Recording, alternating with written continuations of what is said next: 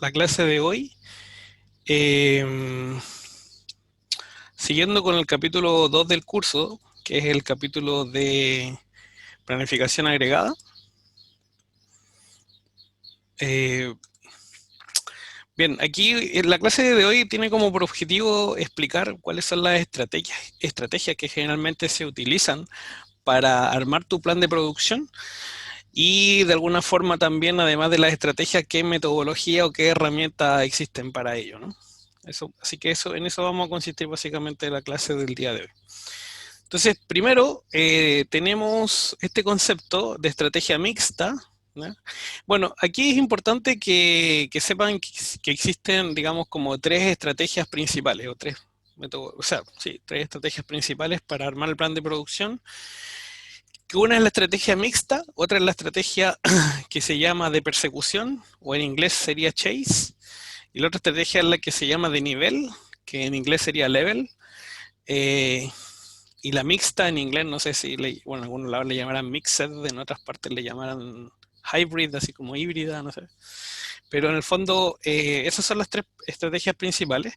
¿Y cuál es la diferencia básicamente entre ellas? Es que, bueno, la mixta mezcla un poco de las dos que hablábamos anteriormente. La de persecución o chase lo que busca es que de alguna forma tú armes un plan de producción de manera tal de cubrir justo con tu pronóstico de la demanda. Y eso tiene implicancias porque cada mes tienes que despedir o contratar personal para poder lograr solo el nivel que sea necesario. Y en cambio, las estrategias de nivel buscan mantener podríamos decir, una cantidad estable de personal dentro de tu planta comprometido con su trabajo. Y bueno, ¿a qué se ajusta el nivel? Eso sí es variable, ¿no? Algunas veces lo podemos ajustar al promedio de la demanda que tenemos estimado, otras veces puede ser a el mínimo posible, por ejemplo, y lo que te falta por cubrir los subcontratas, ¿no? Digamos, son como las opciones y eso es lo que vamos a abordar hoy día en clase. Entonces, una estrategia mixta, como dice acá, puede ser la mejor forma de lograr un costo mínimo. Podría ser, porque podemos de alguna forma mezclar conceptos de uno y otro lado. Existen muchas posibilidades de estrategia mixta, pero la verdad es que encontrar el plan óptimo no necesariamente es posible. Quizás a lo mejor si lo formulamos bien matemáticamente puede ser una herramienta a través de un problema de programación lineal eh, entera mixta o programación lineal, ¿no? Dependiendo de lo que se requiera. Entonces, también tenemos como estrategias de persecución, lo que hablaba yo recién, lo que es Chase. Esta estrategia, ¿no es cierto?, lo que hace es intentar ajustar las tasas de producción a los pronósticos que se tienen de cada uno de los periodos siguientes de la demanda. Varía los niveles de fuerza de trabajo o varía la tasa de producción. O sea, vale decir, como les decía, como es de persecución, o sea, si este mes, por ejemplo, tienes una demanda contemplada de 30 unidades, tú contratas para producir 30 unidades, nada más. Para el siguiente mes necesitas 50, tú vas a tener que contratar a gente adicional para lograr esa capacidad adicional, ¿no? Para hasta lograr los 50. Pero imagínate el mes siguiente después baja a 25, por decir algo. Entonces va a tener que despedir a mucha gente para bajar a 25. Entonces eso obviamente, en eso consiste la estrategia, pero ¿cómo se llama esto? Eso tiene ciertos costos, ¿no? Y particularmente tienen costos relacionados con lo que es el nivel o la calidad del servicio eventualmente o del producto que se va a hacer, y eso implica también, eventualmente podría estar en juego hasta en algún momento la imagen de la compañía, ¿no? Dependiendo si es mucha la variabilidad finalmente de la calidad de los productos que se logran, ¿no? Entonces eso es importante que lo tengan en mente con respecto a esta estrategia, ¿no? Entonces lo que hace es que varía los niveles de fuerza de trabajo y varía la tasa de producción, y muchas compañías de servicios están a favor de esta estrategia por imposibilidad de mantener inventario. Claro, efectivamente, eh, cuando uno hace una estrategia de nivel, como yo les decía, aquellos periodos donde tú tienes más nivel, más capacidad que la demanda que hay, tú vas a guardar inventario, ¿no? Porque en el fondo la gente va a producir y vas a almacenar inventario.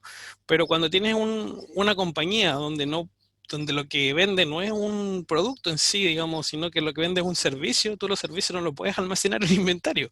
Entonces, en ese caso, se puede utilizar este tipo de cosas, ¿eh? Por ejemplo, poniendo un contexto súper real, yo me imagino que hoy en día, no sé, uno esperaría, eh, las compañías de servicio, por ejemplo, telefónica, de telecomunicaciones, proveedoras de energía eléctrica, de agua, etcétera, que hacen servicio a través de call center, Si es que ven que la demanda va aumentando, uno esperaría que aumentara las contrataciones, ¿no? ¿Para qué? Para mejorar justamente el nivel de servicio. Obviamente esas decisiones finalmente, porque algunos de ustedes me van a decir, así como yo también pienso, no sé, que profe parece que no ha aumentado el nivel de contratación porque se demoran tanto en responder. Bueno, puede ser, yo también siento un poco eso a veces. Pero a lo mejor hay otro tipo de limitaciones ahí, ¿no? ¿Cuáles son sus presupuestos? Distintas cosas, ¿no?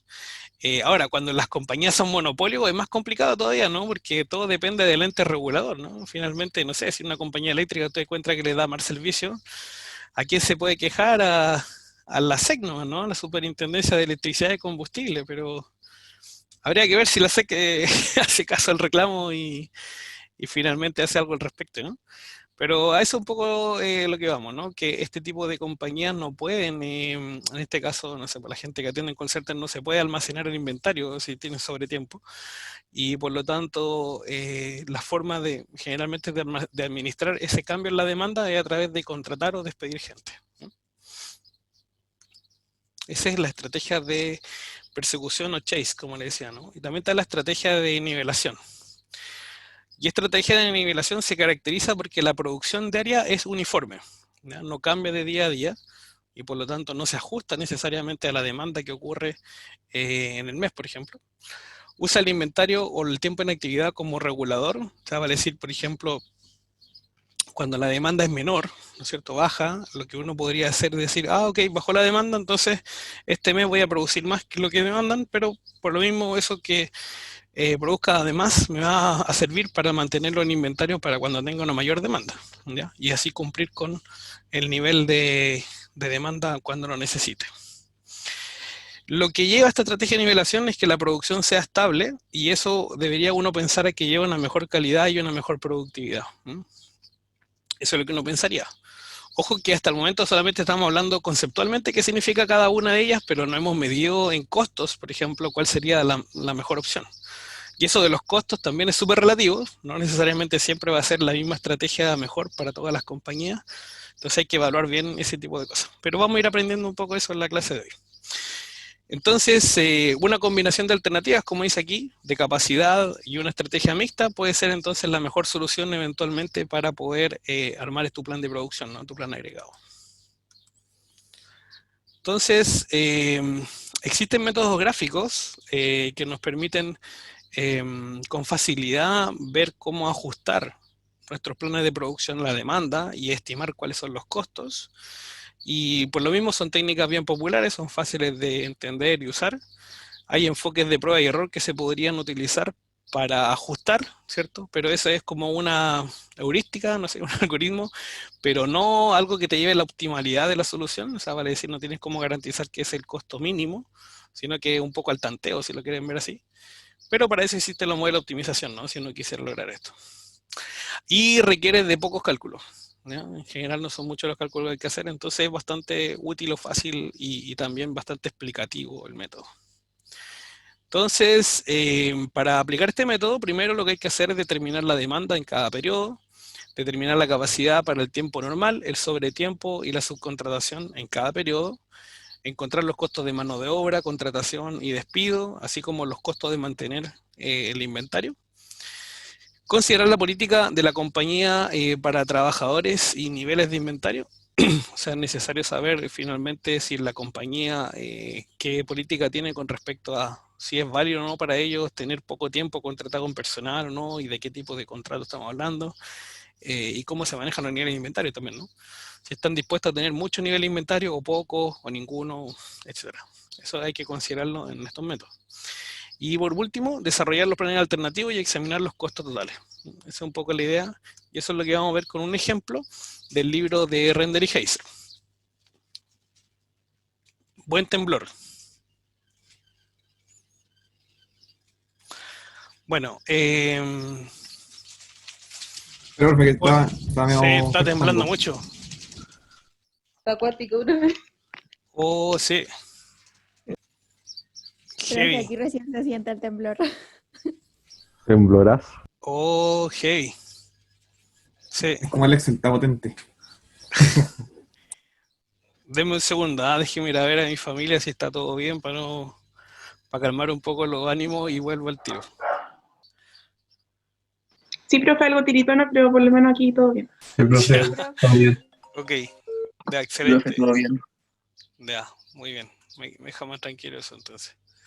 Eh, no puedo reanudar mi cámara, acá está. Ya. Ahora sí. Entonces, este ejemplo, como les decía, es un ejemplo del libro de Render y Heiser. Eh, este ejemplo es bien interesante porque explica un poco cómo trabaja las distintas estrategias y cómo finalmente evaluamos los costos. Entonces, este ejemplo dice lo siguiente: hay un fabricante de materiales de construcción para techos en la ciudad de Juárez, México, y él ha efectuado un pronóstico de la demanda mensual para la familia, para una familia de productos en particular, para los siguientes 6 meses, digamos desde enero hasta junio. A partir de la información entregada a continuación, nos piden graficar la demanda diaria por mes y la tasa de promedio de producción para ilustrar el problema de planificación agregada. Entonces, primero lo que tenemos es información de cuántos son los 6 meses, ¿no es cierto? Cuánto es la demanda que se espera para esos 6 meses y cuántos son los días de producción que se estima esa compañía va a estar trabajando durante esos 6 meses. Entonces, a partir de ello, uno puede sacar una demanda por día promedio, ¿no? O sea, por ejemplo, si la demanda esperada es 900 y los días de producción son 22, 900 dividido por 22 nos da 41 y esa es la demanda que uno esperaría por cada día de producción dentro del mes respectivo. Bueno, y así para cada uno de los casos, ¿no? Ahora, si sumamos la demanda total, eh, ok, eh, ya, Diego nos dice que aseguremos la tele, pero ya fue ella, porque ya fue el titular. Ok, o llegó recién hecho. Entonces, si nosotros sumamos toda la demanda, tenemos 6.200. Luego, si sumamos todos los días de producción, tenemos 124. Y si hacemos el cociente entre ellos, entre la demanda total y los días de producción, tenemos un estimativo de cuánto es el promedio, ¿no es cierto?, de unidades que deberíamos hacer por día, ¿no? Pensando en que vamos a mantener un nivel constante. Esa es un poco la idea. Entonces, acá lo que tenemos en este caso es el gráfico de cómo es la demanda, ¿cierto?, en cuanto a los meses, cómo varía. 22, 18, 21, 21, 22. Ah, no, estas son la cantidad de días, perdón, de producción y esta es la demanda. Y esto, lo que tenemos después que graficar es cuánto es el nivel promedio, ¿sí? Entonces el nivel promedio de producción que recién calculamos nos da 50. Y acá uno puede ver algo bien interesante. Fíjense que como es un nivel promedio, hay meses en los cuales a mí me va a faltar, perdón, me va a sobrar capacidad. Si yo tengo una capacidad de 50 en estos meses, ¿cierto? Pero me piden solamente 41, 38, 37, no sé, etcétera. Lo que va a ocurrir entonces es que voy a tener exceso de capacidad. Y la idea es que ese exceso de capacidad yo lo use para poder producir, almacenar productos y que me permitan cubrir aquellos meses donde voy a estar corto de capacidad, como acá, ¿no? Porque acá la demanda va a ser sobre 50, aquí va a ser cerca de 70, y así acá también cerca de 50. Entonces, nosotros necesitamos cubrir esas demandas, pero esas demandas deberíamos cubrirlos contra lo que quedó acá, ¿no? Lo que, en el fondo, lo que quedó todavía por disponible. O sea, como lo que no se usó en ese momento, pero quedó inventariado. ¿Se entiende hasta ahí el punto, no? ¿Sí? El gráfico, lo que hemos explicado. Por favor, ahí avísenme cualquier cosa. Entonces, después de hacer este gráfico, que nos permite entender un poco el comportamiento de la demanda, el nivel promedio que nosotros podríamos establecer en cuanto a la capacidad de producción para alcanzar esa demanda, vamos a analizar ahora, dice el fabricante, 3 estrategias posibles. Y para poder desarrollar cada estrategia se requiere información de costos que se muestran en la siguiente tabla. La primera estrategia que vamos a analizar es una estrategia que consiste en producir 50 unidades al día. O sea, efectivamente esa demanda promedio que logramos establecer, la vamos a utilizar como nuestra base de producción y vamos a considerar que hay mano de obra constante, que no hay sobretiempo, o sea que no vamos a contratar, o sea, nadie lo vamos a hacer trabajar más del tiempo que corresponde, tampoco tiempos de ocio, por así decirlo, que puedan utilizarse para hacer más producción. Tampoco hay stock de seguridad, eso es el SS, ni tampoco hay subcontratistas, ¿no? Entonces, básicamente aquí mantenemos constante el nivel y Y los costos irían por la contratación básicamente del personal base que se necesita. Entonces, los costos asociados a este ejemplo son los siguientes. El costo de llevar inventario, o sea, el costo de mantener una unidad en inventario es de $5 por unidad, o sea, por cada unidad que tengo en inventario por cada mes que va. Después, el costo de subcontratar por unidad sería $10 por cada unidad que yo requiera subcontratar. Y esto es un costo subcontratar. En el fondo, aquí hay básicamente es un tipo de contrato, no sé si lo ven acá, pero no es por persona, ¿no? Sino que es por unidad adicional que te falte producir. ¿Ya? Entonces yo le pago $10 por cada unidad adicional que requiero producir. El salario medio, ¿cuánto es lo que se les paga a las personas? ¿No es cierto? $5 por hora. Y en el fondo, como son 8 horas por día, estamos hablando de 8 por 5, $40 por día. Los pagos por sobretiempo, si es que lo hubiera en alguna estrategia, son $7 por hora. Y eso es porque una persona, ¿no es cierto?, trabaje más de sus 8 horas al día que tienen en el contrato establecido. También hay horas de mano de obra para producir una unidad. Entonces, esto es importante porque yo necesito saber cuánto tiempo me demanda, ¿no es cierto?, que una persona pueda producir una unidad. Ya que dice que se demora 1,6 horas. El costo de incrementar la tasa diaria de producción, entonces esto se refiere a cuánto es lo que me cuesta en el fondo asociado a que yo tengo que aumentar mi capacidad y por lo tanto debo contratar a personal y también tengo que capacitarlo. Eso lo estamos asumiendo que tiene un costo de $300 por unidad adicional que necesite producir. Y los costos de disminuir la tasa diaria de producción, que serían los despidos, asociados a los despidos, y eso es cuando lo uso, cuando necesito bajar la tasa de producción, ¿no? Por ejemplo, de 40 a 39 o 38 yo tengo que despedir, eso porque estoy bajando la tasa de producción, y eso tiene un costo asociado de $600 por unidad que baje de producción. Bien, lo que tenemos acá es básicamente cuánto es lo que yo podría producir, primero en esta columna que está acá, la segunda columna, cuánto yo podría producir, ¿no es cierto?, a 50 unidades por día, por la cantidad de días que voy a trabajar, ¿no? Acuérdense que no todos los días, no todos los meses trabajaba la misma cantidad de días. Entonces, por ejemplo, en el mes de enero eran 22, entonces 22 por 50 nos da 1100. Y así, sucesivamente para cada uno de los meses que está acá. Después lo que tenía acá es cuánto era lo que me iban a demandar por mes. Estos son los datos que yo conozco. Y lo que tengo en esta columna es cómo cambia el inventario de mes a mes. Entonces, por ejemplo, en el mes de enero yo produje 200 unidades más que la demanda, así que el inventario final es positivo en 200 unidades. Luego en febrero yo produje 900 unidades, pero necesitaba 700, así que nuevamente se agregan 200 unidades más en inventario, así que 200 más otras 200 son 400, y así, ¿no? Hasta que, por ejemplo, en abril mi capacidad de producción es de 1050 unidades, pero ese mes me demandaron 1200. Entonces yo necesito cubrir 150 y eso los cubro de inventario, bajar inventario, y me quedan 500. Después, en mayo, necesito cubrir 400 unidades adicionales que no produje, pero están en inventario, así que el inventario acumulado me quedan 100, y así sucesivamente, ¿cierto? Hasta el último mes que llego a un nivel cero. O sea, esta estrategia básicamente lo que busca es llevar a un nivel cero las unidades en inventario en cuanto a la producción. Y entonces, lo que uno puede ver es que la cantidad total de unidades que uno tuvo durante un mes o durante un periodo, ¿no es cierto? Durante todo este periodo de planificación fueron 1850 unidades. Esas son las que tenemos que costear por el costo de llevar cada unidad, ¿no? Y además, lo otro que necesitaríamos saber es cuánto es la mano de obra requerida, ¿ya?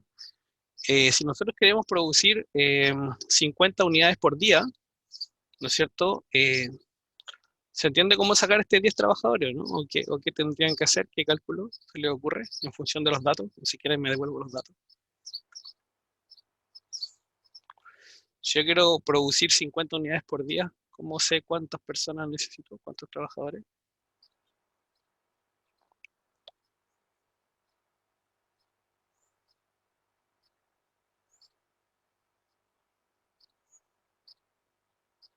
¿No?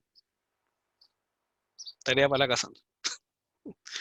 Sería como ver el Q que produce cada trabajador, la cantidad que produce cada trabajador. Así Ok, como entre como, saquemos la tasa de producción por trabajador, ya le claro, compro eso. una tasa de Pero producción por... ¿cuántos días, o sea, perdón, cuántas horas al día trabaja un trabajador? Según lo que tenemos acá son 8, ¿cierto? 8 horas al día. Ocho. Sí, está el hora mano de obra. Ya, y correcto, y ahí está cuántas horas yo me demoro, ¿no es cierto?, en sacar. Entonces, si yo hago el cociente, por ejemplo, a ver, hagamos, Profe, ¿ese tenemos 300 y 600 es por mes o por día? Así como esto, el no, costo pues es por posible. unidad Ah, por unidad. producida, sí, no, es por unidad de producción, no, no es por tiempo, ni es por trabajador, no, es por unidad producida. Es Eh, el costo de incrementar la tasa diaria de producción o decrementarla. Sí. A ver, aquí habría Excel, por ejemplo, para hacer unos cálculos rápidos. Si O tenemos sea, 8 horas al día y nos demoramos 1,6 en producir una unidad, significa que un trabajador al día puede hacer 5, ¿no? Si quieren hagan ejercicio ahí o se los muestro acá, no sé cómo quieran. Ahí estará muy chico. Entonces, si tenemos 8 unidades al día y se demoran 1,6 en producir una unidad, un trabajador me puede producir 5, ¿no? Entonces está claro que si necesito producir 50, yo necesito dividir 50 sobre 5, que es la capacidad de cada trabajador, y ahí me da que necesito entonces 10 trabajadores para lograr ese nivel de mano de obra. ¿Se entiende, cierto? Son cálculos como igual sencillos. Bien, ahí se saca el 10 que está ahí, ¿no? Entonces, vamos a evaluar los costos de esta estrategia. Entonces, nosotros mantuvimos en inventario ítems, ¿no es cierto?, que al final eran 1850, y por cada uno de ellos hay que pagar $5 por cada unidad. Y por mes en el fondo, pero ahí está contemplado por mes. Entonces de ahí sacamos ese costo de 9.250. Después, la mano de obra en periodo normal, ¿no es cierto?, serían 10 trabajadores multiplicado por el costo, ¿no es cierto?, del salario y multiplicado por la cantidad de días, ¿no? Entonces era $40 por día y 124 días en total, ¿no? Si uno considera todos los días que se iban a trabajar durante los 6 meses, eso nos da 49.600. ¿Hay costos de sobretiempo? No. ¿Contrataciones? No. ¿Despidos tampoco? ¿Subcontratación? Nada. Así que el costo total de esta estrategia es 58.850. ¿Se entiende hasta ahí? Para seguir. Dígame nomás si hay algo que no se entendió, que ¿no? Bien, asumo que se entendió entonces.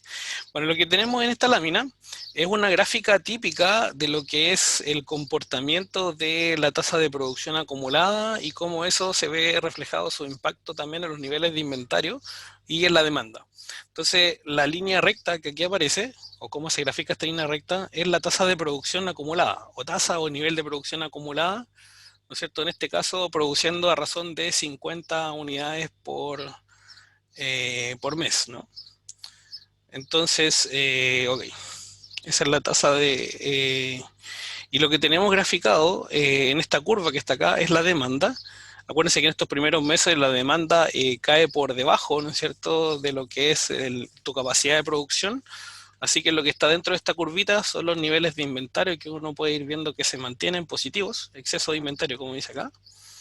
Y luego, lo que tenemos en esta curva que está más oscura en azul es cuando ya efectivamente pasa que en los últimos meses, ¿no es cierto?, que la demanda supera a la oferta, si lo quieren ver, a su capacidad instalada. Entonces lo que tienen acá adentro son la reducción del inventario, ¿ya? Cómo va cambiando en el tiempo. Bueno, y esto en el tiempo deberíamos esperar a que estos puntos cuadraran en ese momento, ¿no? Básicamente eso.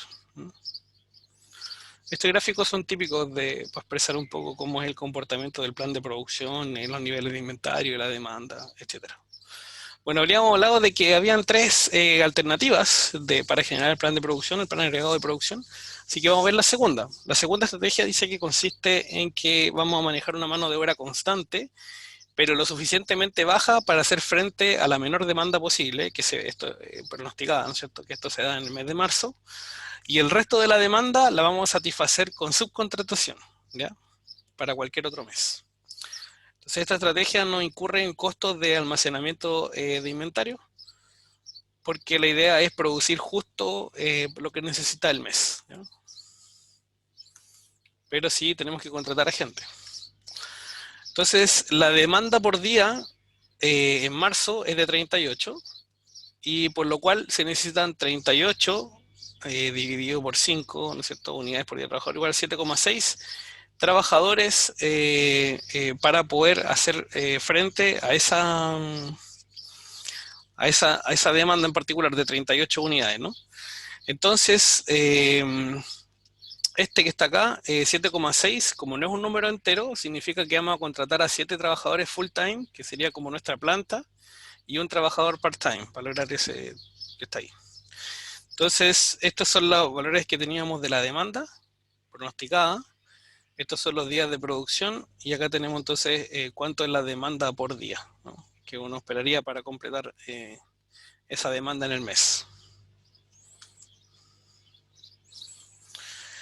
Entonces acá tenemos nuevamente el gráfico de la demanda, ¿no es cierto? Pronóstico de la demanda, y ahora lo que queremos es que el nivel, ¿no es cierto?, de producción vaya asociado a a la mínima demanda que yo pude proyectar en mi demanda, ¿no? O sea, la capacidad mínima para satisfacer justamente esa demanda más pequeña, ¿no? Entonces, en este caso, la capacidad se estimó en ese valor, que es 38, si no mal recuerdo. Y ¿cuál es el problema? Claro, que solamente con lo que yo contrate voy a poder solventar esto, pero para solventar todos los excesos de todo el resto de los meses necesito contratar a gente adicional. Nuevamente aquí tenemos la información de los costos, que nos va a permitir calcular justamente cuántos son los costos de esta estrategia. Y acá lo importante es considerar lo siguiente, ¿no? En total, en todo el ciclo que se va a planificar, los 6 meses, la cantidad de unidades demandadas son 6.200 que se estiman. Y debemos calcular entonces de esas 6.200 cuántas nosotros podemos hacer a producción propia, con esa contratación de ese nivel de tasa de producción diaria de 38, y cuántas debemos subcontratar, ¿ya? Entonces, si tenemos 38 unidades por día, por los 124 días que es el plazo total, digamos, que tiene este plan de producción, nos da 4.712 unidades. Por lo tanto, la diferencia entre 6.200 y 4.712 nos va a dar cuántas unidades debemos producir a través de subcontratistas.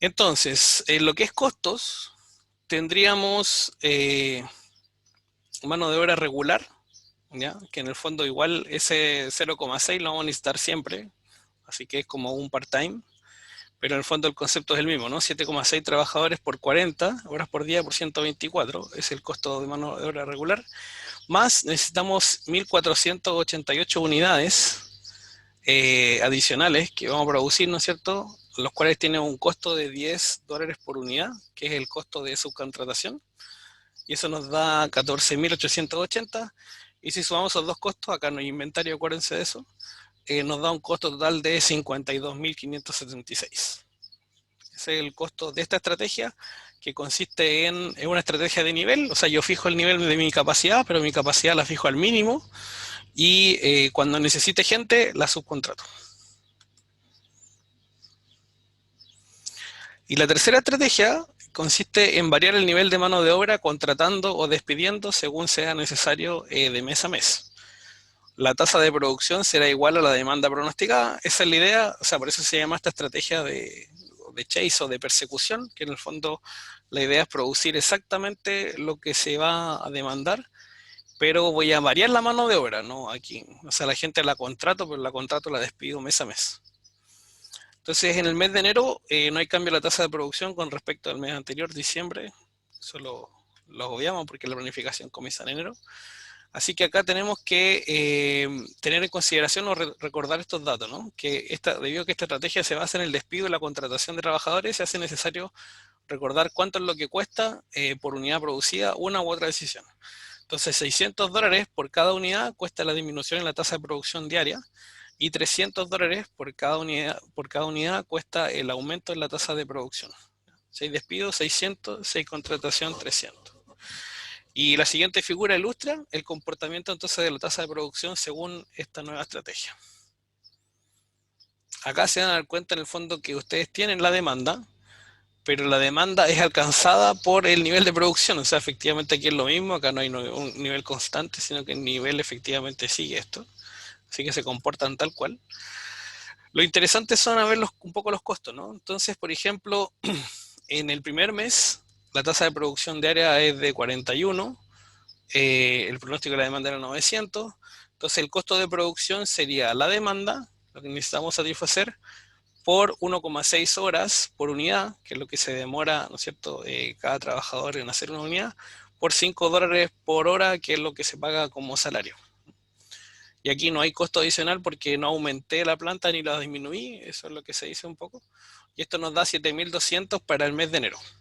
Para el mes de febrero, yo tengo 700 unidades en demanda total, y eso en la tasa de producción se ve reflejado con una disminución de 39 unidades por día, y por lo tanto, como voy a bajar de 41 a 39, voy a tener que hacer despidos, ¿ya? O disminución de personal, si lo quieren ver así.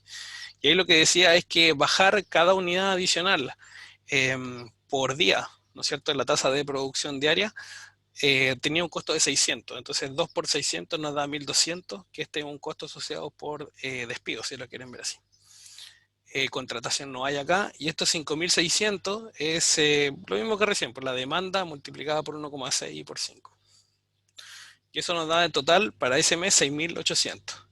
Bueno, y así cada uno de los meses, en abril podríamos ver algo interesante en el sentido de que hay, por ejemplo, no despidos, sino que hay contratación.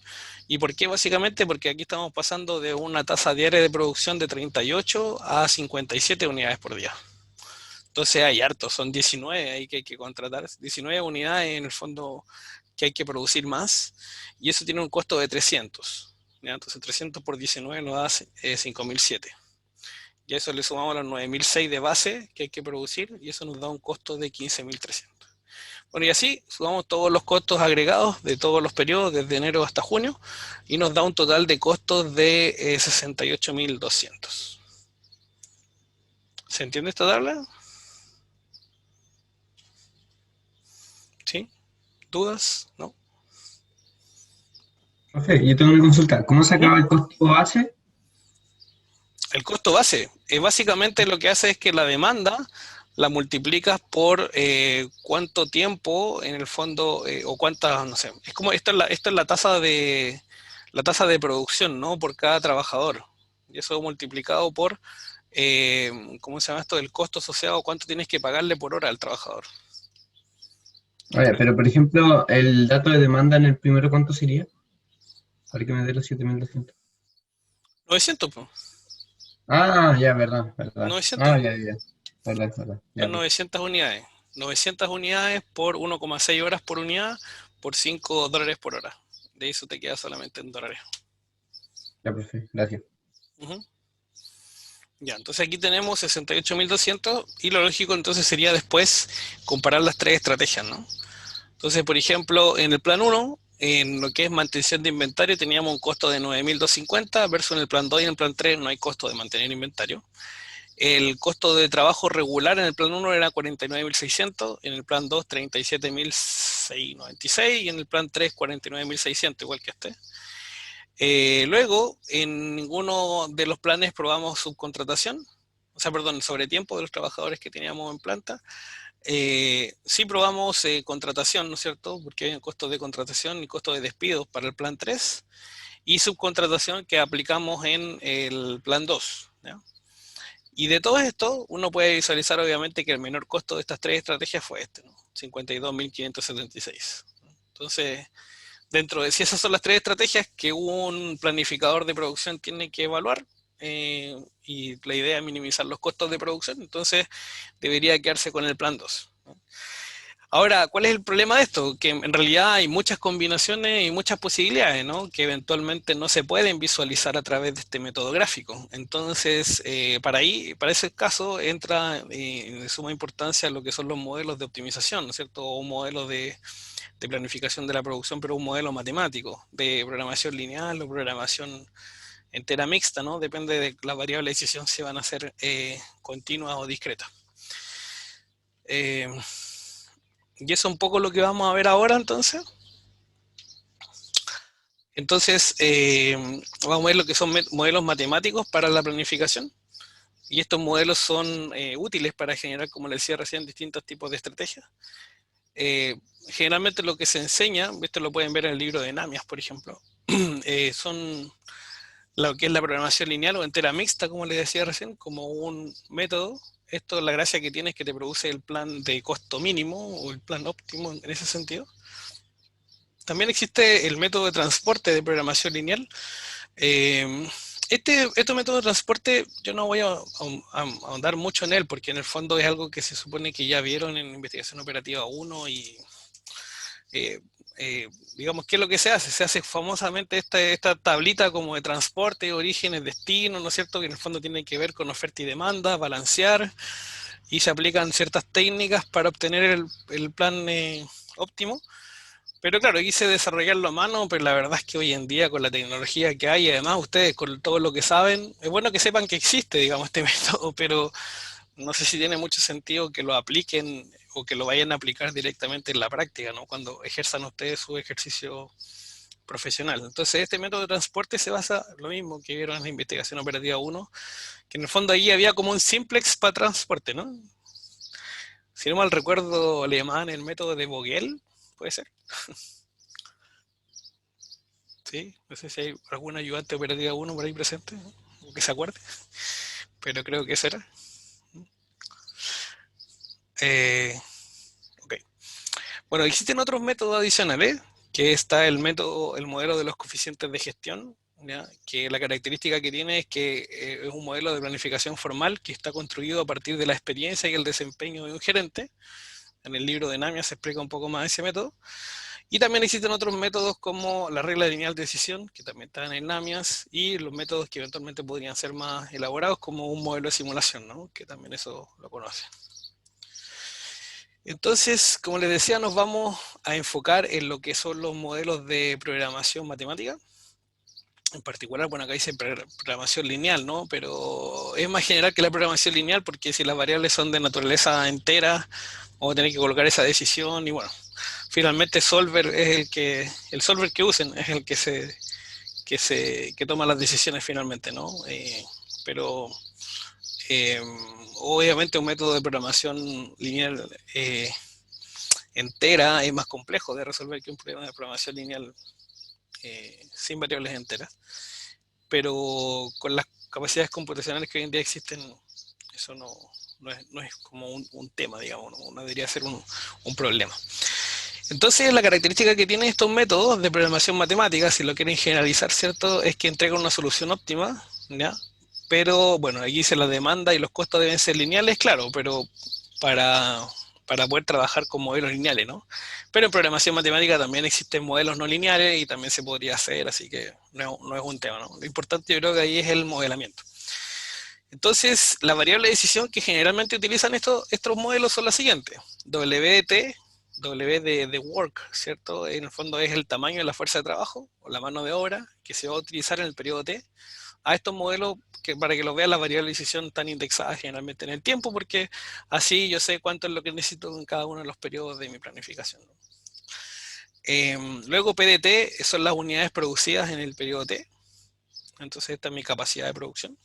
IDT es las unidades que quedan en inventario al final del periodo T. FDT, SF es de fire y esta H es de hire, entonces fire de despedir y H de contratar. Entonces F es el número de trabajadores que se despiden en el periodo T y H es el número de trabajadores que se contratan en el periodo T.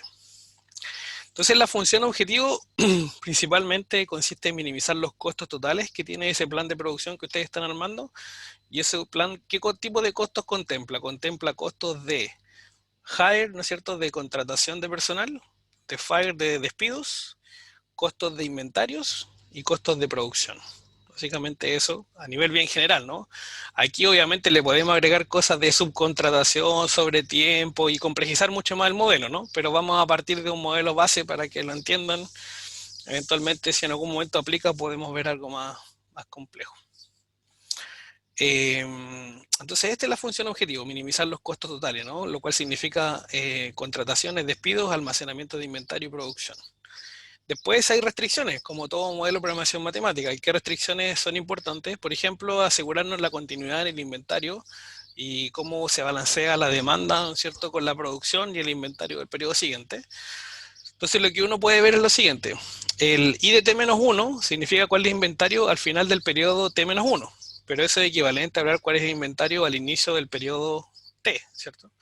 Si a eso yo le sumo lo que produzco en el mes T, eso me va a dar cuánto es la demanda que yo tengo finalmente, ¿no es cierto? Y cuánto es el nivel de inventario que queda para el siguiente mes, ¿sí? Este es como se llama como una restricción de balance de inventario. Y de acá, por ejemplo, podríamos deducir que la demanda entonces es el inventario inicial más lo que produje menos el inventario inicial final que me quedó en ese periodo. ¿Se entiende eso? Por favor, interrúmpame si estoy muy rápido, no sé si tienen alguna duda. ¿No? Ok. Igual son como 3 semestres de diferencia, ¿no? Entre yo uno y este curso está calculando ahí. Bueno, las restricciones de producción, ¿a qué nos referimos básicamente acá? Que queremos hacer una analogía entre cuánto es la tasa de producción por persona que vamos a contratar, por nuestro personal, y eso asociarlo a la producción total del mes, ¿no? O del periodo T, digamos así. Entonces, si vamos a considerar que lambda T es la tasa de producción por trabajador para el periodo T, entonces la tasa unitaria por trabajador, ¿no es cierto?, de producción en el periodo T, al multiplicarla por la cantidad de trabajadores que hay en el periodo T, debe ser igual a P de T. Luego es súper importante una restricción que balancee, ¿no es cierto?, la fuerza de trabajo. ¿Y eso qué significa? Así como habían ecuaciones de balance e inventario, tenemos que balancear el personal, ¿no? El personal que teníamos inicialmente, más los que contratamos, menos los que despedimos, etcétera. Y básicamente esto es lo que se hace, ¿no? O sea, en el fondo, la cantidad de trabajadores al inicio del periodo T, si lo quieren ver así, o al final del periodo T-1, que sería equivalente, a esto yo le sumo los que contrate, le resto los que despido, y esa diferencia tiene que ser entonces finalmente la cantidad de trabajadores con que uno queda al final de ese periodo T.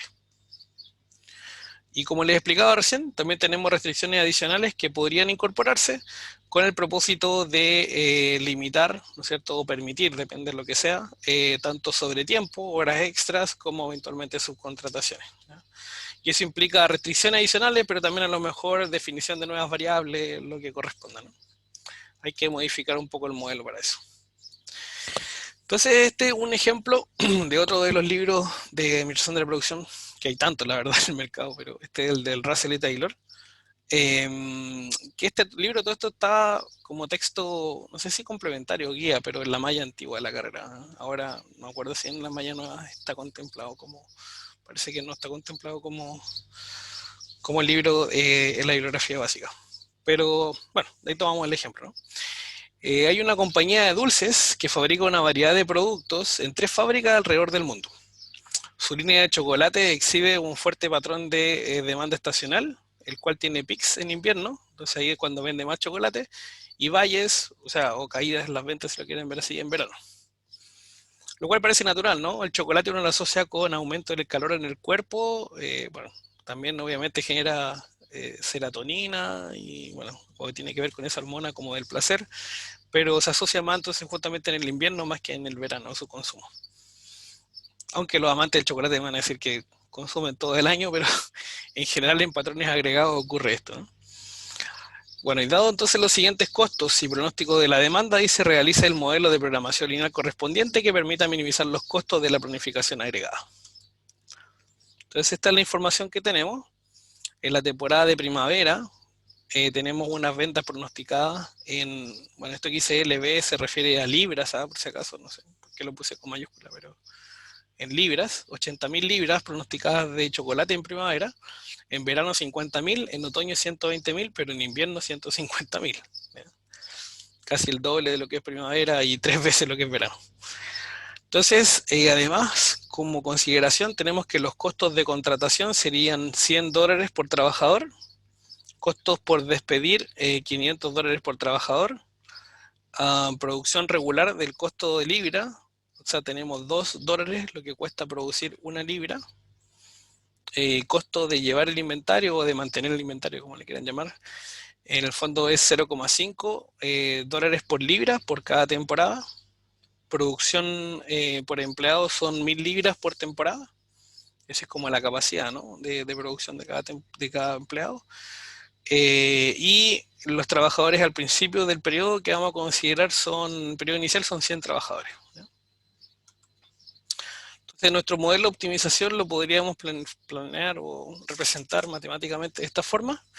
100, que son los costos de contratar, ¿no es cierto?, personal, por cada persona que voy a contratar desde primavera, verano, otoño, invierno, más 500, que es el costo de despedir cada uno de los trabajadores nuevamente en primavera, verano, otoño, invierno, más 0,5, que es el costo asociado a mantener el inventario de un mes para otro, o sea, de una temporada para otra, ¿no es cierto?, los chocolates, libras de chocolate. Entonces serían, esto, o sea, 0,5 multiplicado por I1, que es el inventario al final de lo que es el periodo de primavera, ¿no? Primavera, verano, otoño e invierno. Y $2, ¿no es cierto?, por cuánto es lo que te cuesta producir cada libra perdón, por $2 por la producción, ¿no? Sí, eso es lo que plantean acá. Producción regular, costo por libra son $2, eso, ¿no?, por la producción que vas a hacer en el periodo 1 o en la temporada 1, que sería primavera, después verano, otoño, invierno. Después tenemos 3 tipos de restricción que vimos como las restricciones más importantes en lo que es el modelo. Entonces tenemos primero restricciones de demanda, que acá básicamente estas restricciones de demanda también ustedes pueden llamarle como restricciones de inventario, ¿no? O inventario y demanda, hacen un balance ahí entre el inventario y la demanda. Entonces lo que produzca yo en el periodo 1, menos los que me queden en inventario al final del periodo 1, debe ser igual a 80.000, debo satisfacer 80.000 en lo que es el periodo 1, que es primavera. Después, ya, bueno, aquí en el problema no se habla, pero si quieren lo podrían agregar ahí en el caso que corresponda, es que acá podría haber un inventario inicial, ¿no? Ese inventario inicial tendrían que sumarlo acá. El inventario inicial más lo que produzcan el primer mes, menos el inventario final, igual a la demanda de ese periodo.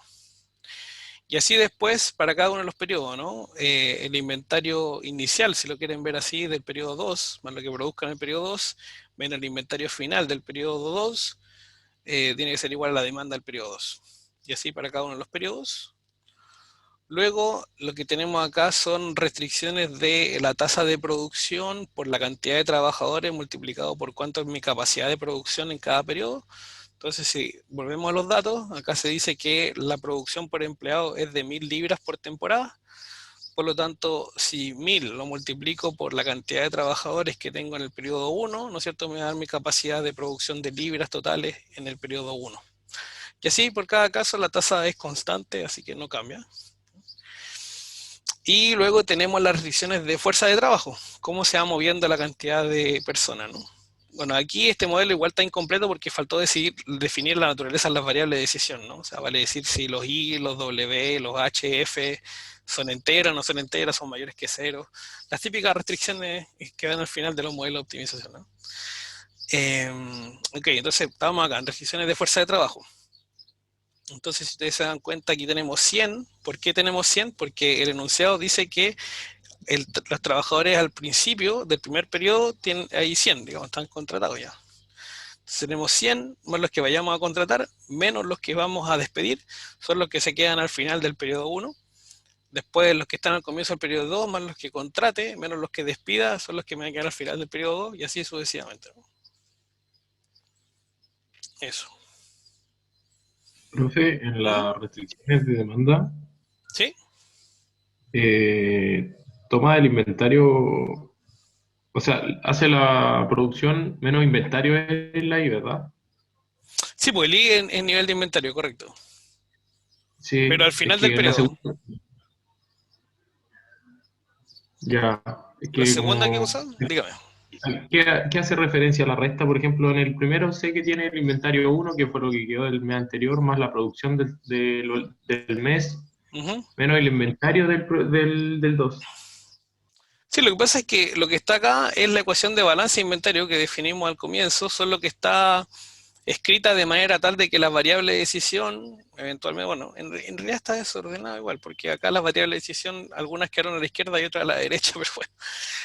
Bueno, pero básicamente acá lo que muestran estas restricciones es, como te decía, el balance de inventario. Si tú quisieras esta variable de inventario, podrías pasarla a la derecha. Yo pensé, la verdad, que lo habían escrito así, el libro, digamos, pensando en que el lado derecho querían solamente constante y en el lado izquierdo las variables de decisión. Pero veo que no es así, porque acá están al lado derecho variables de decisión.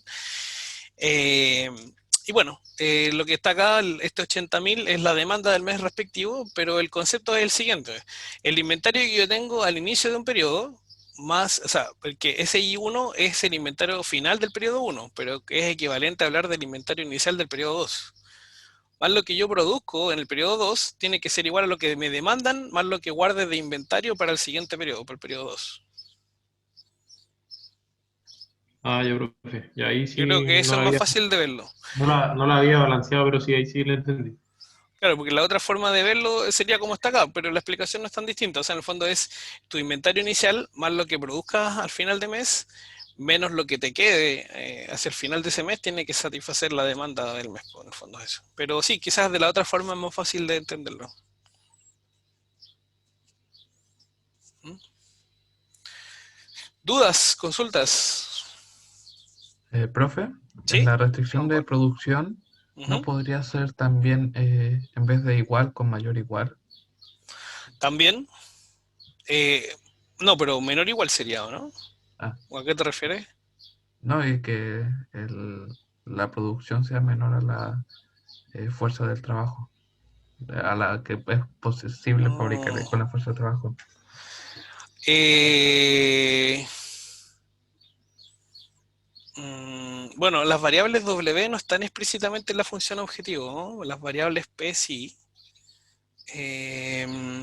Si pusiéramos lo que tú me planteas de, por ejemplo, 1000 W1, menor o igual me dijiste, ¿no es cierto? P1,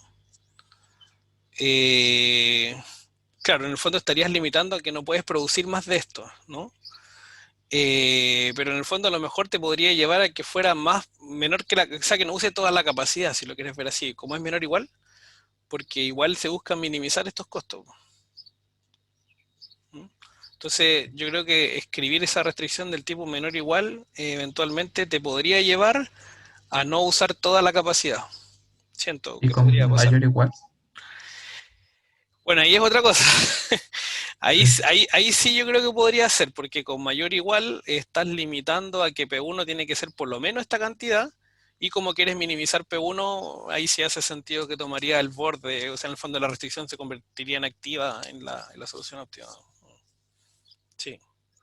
Ya. Pero, o sea, podríamos probar si hay alguna diferencia, pero eventualmente no visualizo a priori, ¿cómo se llama esto? Diferencias en el resultado, ¿no? Pero más allá de eso, desde ese análisis como conceptual que inicialmente uno puede hacer, lo otro ya sería como un poco de pruebas, ¿no? Por probar si es que eventualmente te dan distintas soluciones. Pero ahora lo que sí, claro, el problema de eso que yo visualizo es que si cambiáramos la igualdad, como tú dices, lo pusiéramos acá mayor o igual, como que P1 está limitado de esa cantidad, eh, sí, me da la impresión como que no voy a usar eficientemente todos los trabajadores que tengo. Esa es mi inquietud.